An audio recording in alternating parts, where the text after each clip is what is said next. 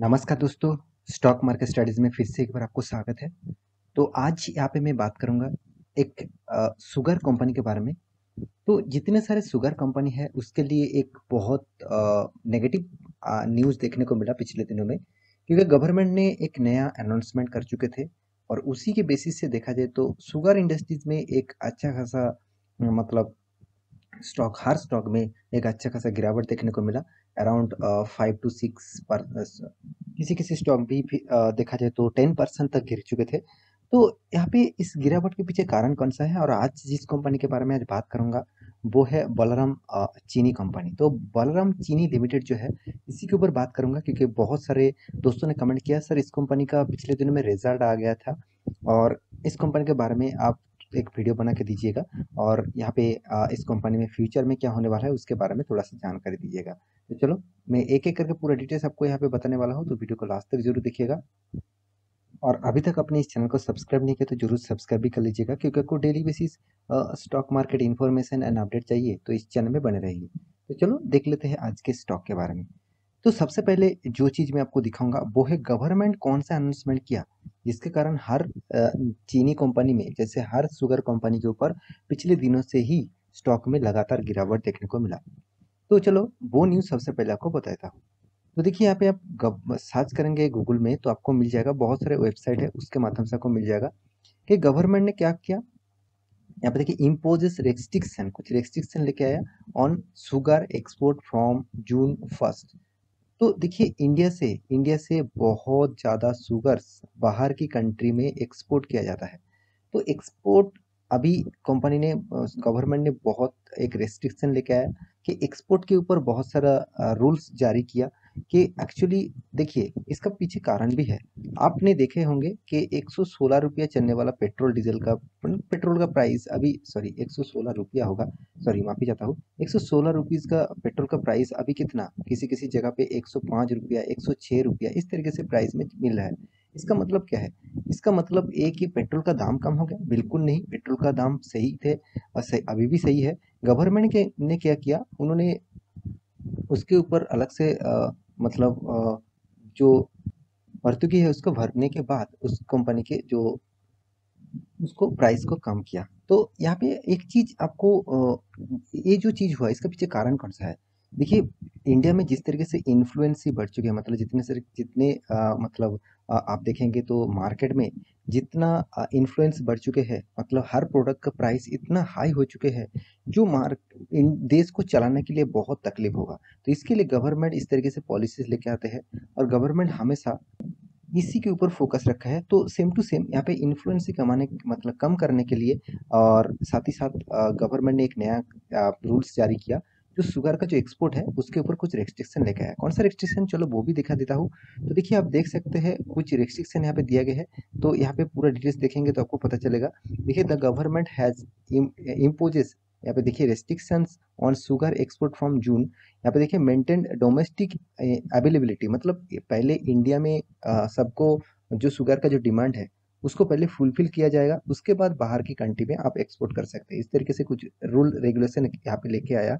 तो यहाँ पे देख सकते हैं directorate general of foreign trade, मतलब जो डीजीएफटी है उसके ऊपर मतलब उसको एक रिपोर्ट भेजा कि अभी इस तरीके से काम होगा। पहले इंडिया में जितना शुगर चाहिए, जितना डिमांड है उसको पहले फुलफिल किया जाएगा, उसके बाद आप एक्सपोर्ट कर पाएंगे। देखिए इसके पीछे कारण कौन सा है?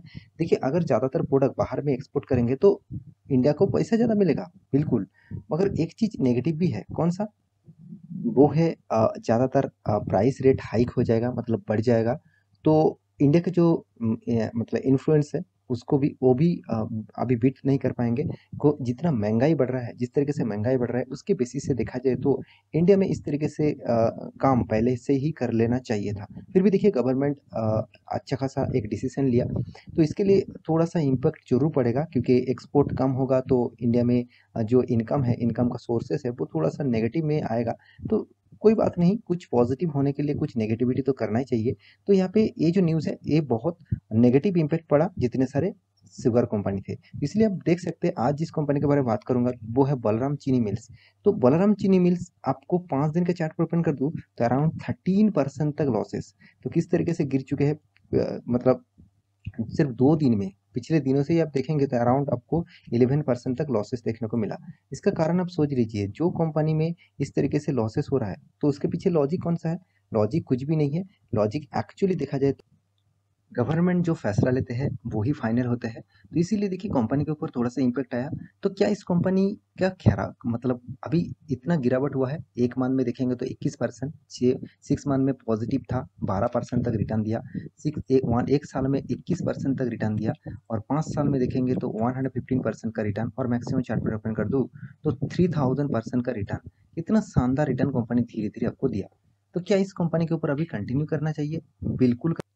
इस कंपनी का परफॉर्मेंस भी आपको अच्छा खासा दिखेगा, शानदार दिखेगा क्योंकि देखिए कंपनी जिस लेवल से काम कर रहा है, जिस तरीके से काम कर रहा है, मेरे हिसाब से इस कंपनी में ज़बरदस्त परफॉर्मेंस देखने को मिलेगा।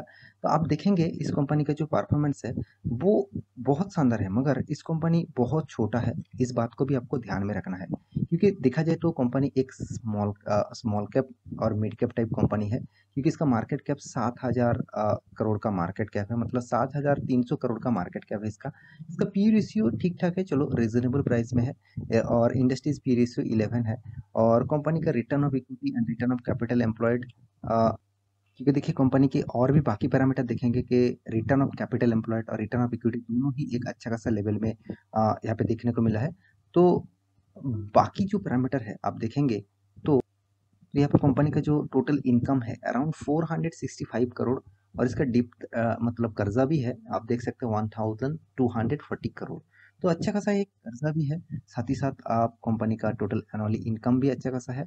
तो देखा जाए तो इनकम के हिसाब से कंपनी का कर्जा ज़्यादा है, मतलब डबल है, फिर भी देखिए कंपनी ने कैश फ्लो भी अच्छा खासा हाथ में रखा, मतलब कंपनी कभी भी पैसे का ज़रूरत होगा तो इस हाथ में जो कैश है उसको यूज़ कर सकते हैं। तो यहाँ पे देखिए इन्वेंटरी जो डे है कंपनी का बहुत टाइम लग रहा है क्योंकि देखिए शुगर मिल है तो गन्ने का जो खेती है उसको करने के लिए टाइम पीरियड तो लगता ही है। तो मेरे हिसाब से इस टाइम पीरियड के अंदर आपको इस कंपनी के परफॉर्मेंस थोड़ा-सा टाइम पीरियड लग रहा है, तो इस उसके बाद जो चीज़ मुझे सबसे अच्छा लगा वो है कंपनी का डेटर्स डे। तो कंपनी का डेटर्स डे मतलब कंपनी के हाथ में कितना दिनों में पैसा आ रहा है, सबसे वो पॉइंट्स इम्पोर्टेंस होते हैं। 18 डेज़ में कंपनी के हाथ में पैसा आ रहा है मतलब बहुत अच्छा खासा माना जाता है। और एक चीज़ मैं ज़रूर कहूँगा यहाँ पे इस कंपनी के ऊपर, कंपनी ने देखिए इंडिया का थर्ड लार्जेस्ट शुगर कंपनी है, शुगर इंडस्ट्रीज़ में थर्ड लार्जेस्ट शुगर कंपनी है। और एक चीज़ मैं ज़रूर कहूँगा इस कंपनी में बहुत सारा पोटेंशियल दिखता है, जैसे कंपनी का अर्निंग रेशियो अच्छा खासा है और कंपनी हर मतलब क्वार्टर्स में कंपनी का सेल्स ग्रोथ भी अच्छा खासा धीरे-धीरे ग्रोथ कर रहा है। साथ ही साथ और एक चीज़ आप देखेंगे कंपनी आपको शानदार रिटर्न दिया। हर साल में कंपनी अराउंड आपको 20% से भी 30% तक रिटर्न आपको दे रहा है। तो अच्छा खासा रिटर्न यहाँ पे कंपनी आपको दे रहा है और एक चीज़ मैं यहाँ पे ज़रूर कहूँगा, कंपनी सिर्फ रिटर्न ही दे रहा है ऐसे बिल्कुल नहीं, कंपनी इनकम भी अच्छा खासा यहाँ पे कर रहा है। इसके बारे में भी तो आपको जानना चाहिए कि कंपनी देखिए बीच में एक बार लॉस किया था और कभी भी लॉस नहीं किया, कंटिन्यूअसली कंपनी का प्रॉफिट मेंटेन कर रहा है। तो देखिए शुगर इंडस्ट्रीज बहुत आगे जा सकता है क्योंकि देखिए ये जो ए टाइप जो शुगर जो जितने सारे कंपनीज है वो इथेनॉल भी बनाते हैं। तो इथेनॉल एक ऐसा प्रोडक्ट है जो डीजल एंड पेट्रोल को रिप्लेसमेंट कर सकते हैं। मतलब आप इथेनॉल के माध्यम से भी गाड़ियाँ भी चला सकते हैं जो एक्चुअली शुगर इंडस्ट्रीज से मिलते हैं।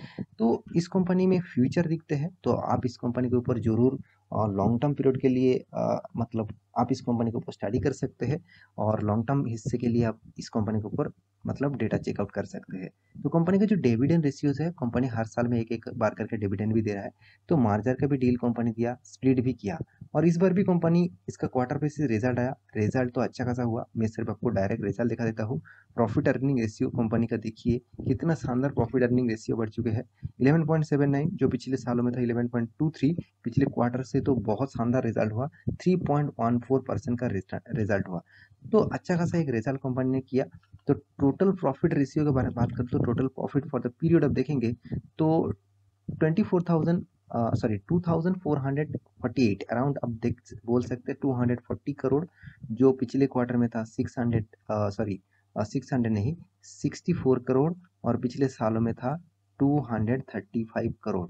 इसका मतलब ईयर ऑफ ईयर बेसिस भी जम हुआ और क्वार्टर ऑफ क्वार्टर बेसिस भी जम हुआ। तो ये दोनों फिगरेशन आपको यही बता रहा है कि कंपनी के ऊपर एक पॉजिटिविटी है। इस कंपनी के ऊपर आपको लॉन्ग टर्म पीरियड के लिए ज़रूर सोचना चाहिए। बाकी आपकी मर्ज़ी, एक बार स्टडी करना, उसके बाद निवेश करने के लिए सोचना। आशा करता हूँ सारी जानकारी आपको मिल चुका है। मेरे इस वीडियो कैसा लगा ज़रूर कमेंट करना और इसी तरीके से वीडियो पाने के लिए चैनल को सब्सक्राइब भी करना। मिलते हैं नेक्स्ट टॉक लेके, तब तक के लिए अच्छे से रहिए, अपना ख्याल रखिए। Bye bye.